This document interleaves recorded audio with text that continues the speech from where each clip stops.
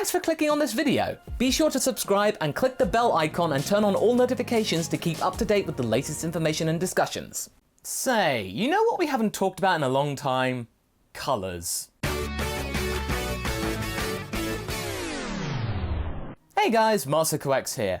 Now, one of the most popular, if not the most popular discussion videos on this channel concerns a little thing to do with Super Saiyans, naturally, as well as the prospect of understanding what the colours of Super Saiyan actually entail and what they could possibly mean based on culture. It's about them videos about Super Saiyan Colour Theory, innit? If you're new to the channel, which I suspect most of you are, be sure to subscribe, like, and comment on all these videos, of course, as well as check out all the previous videos to do with colour theory, which gives you a really good understanding about what they are. But in short, it's our little theory about Super Saiyans and colours, hence why it's called Super Saiyan Colour Theory. We talk about the chakra spectrum and how that could actually be associated with the Super Saiyan progression, as well as different forms that have come up over the years. We've done a couple of other videos including new information like about Ultra Instinct and the Tournament of Power, as well as all of the user feedback that we've gotten, which has been able to refine the colour theory. With the advent of evolution and confirming that Vegeta wouldn't get Ultra Instinct, it pretty much confirmed what Vegeta's status would be and what it would forever be. It would be the role as Earth's protector. It was something that was mooted at the end of GT. He would actually take over the role of protector of Earth from Goku because Goku decides to swan off. But yeah, it all begins now apparently at the end of Super, with the colours at his side. Vegeta attack, but he also protect. Now before we continue, I'd like to remind you that I do have a PO box, so if you'd like to send anything that could be featured on one of my channels, here's the address right here. There you go, that's all you need to do. Now back to the colour theory. To remind you what we mean about Super Saiyan Colour Theory, here is the chart that we commonly use to denote the 7 chakra. There are levels of chakra in spirituality, all the way from the root of the body, all the way up to the head and beyond, where you're supposedly able to transcend from your physical form and achieve full enlightenment. Now, according to this chart, anything above Anahata, the heart chakra, or chakra number 4, the green one, anything above that, 5, 6, and 7, that is your upper self, and anything below the heart is your lower self. In our other videos on this matter, we were able to actually associate Super Saiyan 4 with something, having not really touched upon it in the original video, and we would actually suspect that it was something to do with the lower self, as it's more primal, more primitive, something to do with the great ape origins of the Saiyan form. So it kind of makes our little fight between Raditz and Vegeta and the what if Raditz turned good thing, the upper versus lower self thing, all the more poignant. So where am I going with this? Why am I bringing back this topic again? You're going to talk about Broly, aren't you, Masako? Yes, indeed I am! So yeah, I know, we've already covered Broly and Kale in our original run of videos concerning the topic of colour theory, but we have some potential new evidence in order to justify their position within the chakra chart. If you recall, we associated Broly and Kale, the original version of Broly mind you, with the position on the chakra chart of the Anahata chakra, or number 4, the heart chakra. These legendary berserkers exhibited everything to do with the Anahata chakra, but not a full pure one. As you might be able to tell, them being based on Super Saiyans, they're somewhat yellow, but it's a yellowy green, it's kind of green, which usually denotes that with these kind of chakra charts, that if it's not fully a colour, it's somewhat corrupted, somewhat off, not right, distorted. This is across the board. At any point on the chakra chart, if the colour isn't pure or not a specific shade, like it's a tinge of something, then it denotes different meanings. Other feelings of malcontent and despair. Things that Broly and Kale originally had in spades. But how can we attribute this to the new Broly though? Because this new Broly isn't nearly as despaired as the original. Can we use the same traits from the original version? I mean, isn't even the same form. It is similar, mind you, because if it wasn't, then the two Brolys would be completely different and people wouldn't be happy. The new Broly isn't so much about turmoil as the old one. The old Broly had a good reason to act the way he was, really twisted and really sinister. The devil, you might be able to say. This new Broly does possess a great amount of power like the original version, but isn't quite sure how to exhibit it. I think that if Broly led a normal life and was treated properly all the way from birth and lived up on planet Vegeta and it was still around, then I think Broly would have ended up being a normal kid. And not only that, this original Broly actually acts differently in day-to-day conversation and day-to-day living. He just goes about his thing. Whereas the original Broly was just a loose cannon. If you want to put a persona on Broly with something that's more current, more day-to-day, I wouldn't really associate this Broly with the original Broly. I'd associate him more with Jiren. How exactly?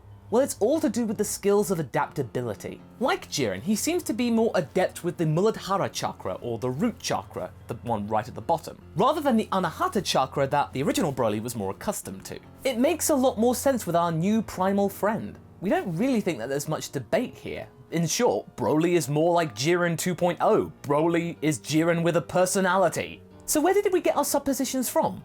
Well, needless to say, there are going to be spoilers entailing in the next part of this discussion, so if you want to click off, then you can click off, but honestly, you've probably seen the movie already. Well, all the interesting stuff concerning Broly begins to come to the fore when he transforms. You see, I'm talking about the whole humanized Uzaru form, like that hybrid form, the wrathful form, the almighty form. There are so many different terms for it, but you know what I'm talking about here, the different eyes, the berserker feel. But I think one thing that many people can agree on is that this is the Super Universe's iteration of Super Saiyan 4. It's reimagining the original version of GT's most iconic thing, but also not making it the same thing, which would make people angry. This is kind of like its own thing now, but it does share some commonality. And since we think that Super Saiyan 4 has got something to do with the Muladhara chakra, I think that this wrathful form has got something to do with it as well. Primal instinct based in the root of Saiyananity, or humanity, or whatever you want to call anity. We believe that the whole transformation of Broly discovering his chakra has got something to do when Vegeta basically pummeled him in the face. So you remember that moment when Vegeta actually went Super Saiyan God and exposed the God Ki to Broly? We get the feeling that Vegeta was the catalyst for all of this, and after a couple more viewings, we are absolutely certain. So let's actually look to the moment when Vegeta goes Super Saiyan God. The moment he does so, he doesn't just transform, he flies up into the sky, all flamboyant-like, which is very unlike Vegeta usually. But he's also closing his eyes, as if he's trying to unlock his spiritual eye and tap into something deep within. Now Goku does something similar to this by closing his eyes and then reopening them, but it's a little bit less, I don't know, spectacular? I mean, certainly in the cinemas, the Vegeta transformation got way better a reaction, people going, "Yeah boy!" That was so cool. Vegeta is really concentrating, tapping into the third eye with his far more analytical mind. So Vegeta goes full ajna in order to reach his full potential in the Super Saiyan God form. In this form, he is literally able to push Broly down with powerful ki blasts, unlike his usual tactics, making Broly slowly descend deeper and deeper into some kind of brand new thought process. I mean, the symbolism couldn't be more telling. This is like Broly's power being dunked on, the traditional power, the paltry training, unlocking something deep within, the ending of one Broly and the beginning of another one. But then after all of that, Broly actually rejects Vegeta's power, unleashing it right back at the prince. Instead of the traditional thing of people absorbing energy like you see time and time again, Broly repels it. That is very unusual, like he almost didn't need it entirely. Something inside of his own being activated, and with the presence of Vegeta's God Ki, it gave it the sign to come up to the fore. Broly was then able to tap into the power of the beast without the need of God Ki. Broly himself is ascending, and that's what we see with the Uzaru form. He has now got himself on the rung of the chakra chart. So okay, what gives? What is Broly right now? What is he becoming? So you remember how in our original chakra chart there was a bit of a missing link that we weren't quite sure about? It was the orange chakra, or point number 2, the Swadhisthana. I think we might have been able to find this with Broly. We have seen it in Goku from time to time, but I think Broly may be the definitive adopter of it. I created all things. I have become my creation and my creation returns to me, as the waves go out into the ocean and return again. From my power comes the illusion of Maya, or the reality of the ever-changing universe. This is my divine play, Leela. You will never catch me in your mental concepts, for I have myself inspired all concepts from the very beginning, and as you approach me, I shall again destroy all concepts at the end. Wow, that's pretty epic, isn't it? What it's trying to say is that Broly, now adopting the Swadhisthana chakra, he is now subverting expectation, becoming his own thing, and if you approach him, you are going to get a world of pain. Okay, we've not really had an explanation or really going in depth of the Swadhisthana before, so here's a more elaborate explanation of the chakra specifically, not just explaining how Broly and the Swadhisthana actually interact. The second chakra, the Swadhisthana, is the chakra of creativity, pure attention and pure knowledge. It is the one which connects us to the inner source of inspiration and enables us to experience the beauty around us. The pure knowledge given by this chakra is not mental, but is direct perception of the reality. that can be felt in our palms and indicates our subtle blockages. Also, this is the center of pure, steady attention, a power of concentration. So okay, wait, Masako. What you're trying to say is that you're attributing and associating Broly's amazing power with the same power that Goku's possessed and exhibited in the past. Well, yeah. Goku and Broly are the same. That's what I've been trying to say over the last few weeks. Broly and Goku are pure Saiyans who are now trying to find their feet. Broly obviously a few decades behind in terms of that concept, but he'll end up the same way as Goku.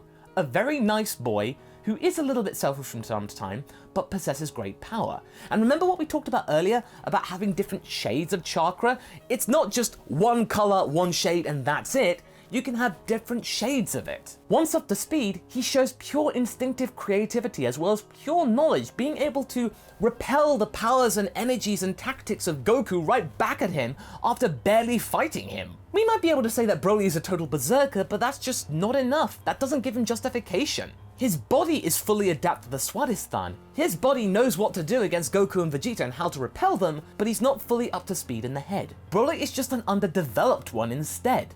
So you could say that it's still distorted, but I think underdeveloped is more apt. It has the potential to have a rich, deep orange chakra burning inside Broly, but at the moment it's a little bit pale, and over the course of the fight and the battle, it gets more and more vivid, brighter. Once Broly really gets going, he shows his adaptability and his amazing battle power, and actually acts like the dark version of Goku in terms of his tactics. Especially when he's able to reject Goku's God Hold and then put it right back at Goku without having ever seen that tactic before. Are Goku and Broly cut from the same sheet, so to speak? Due to their really amazing limits and their pure nature, I think it's not that far-fetched. It makes the argument all the more convincing and all the more worth talking about, doesn't it? What's even more important, and therefore lends more credence to our suppositions, is that despite Broly's destructive power, he's still pretty much an innocent person. His heart is pure, even though it does go through a lot of turmoil. So where am I going with this? I think you might know.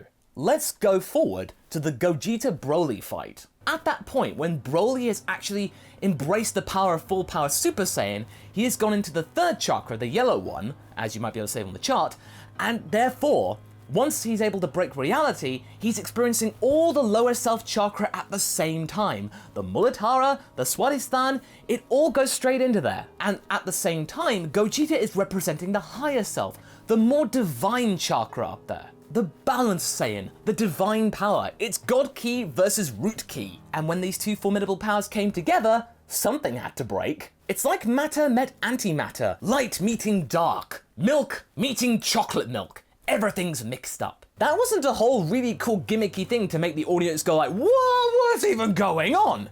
There was intent in there. That was deliberate. That was a deliberate narrative technique and a plot point. It was there to denote the clashing of chakra, enlightenment going up against pure brute force. The main thing about Broly in our color theory is the fact that when he does lose his cool, he's still able to use the Muladhara chakra to its fullest, the only one he's been able to truly master, but that doesn't mean he can't use the other ones. The Swadhisthana is there within him once he goes into the wrathful form, and then right before he goes Super Saiyan. His body will still use the other ones, it just means that the other two he hasn't fully mastered. He is unpredictable, but at the same time, his chakra is underdeveloped, warped. It has a lot more potential to make him a much more refined fighter on his own terms. This is something true only to him, because any other Saiyan to get this kind of power would require spiritual training. Broly has had that within him right from the start. He is the strongest a Saiyan could ever get without God Ki. We are very curious about whether Broly can actually get into other transformations within the Saiyan spectrum,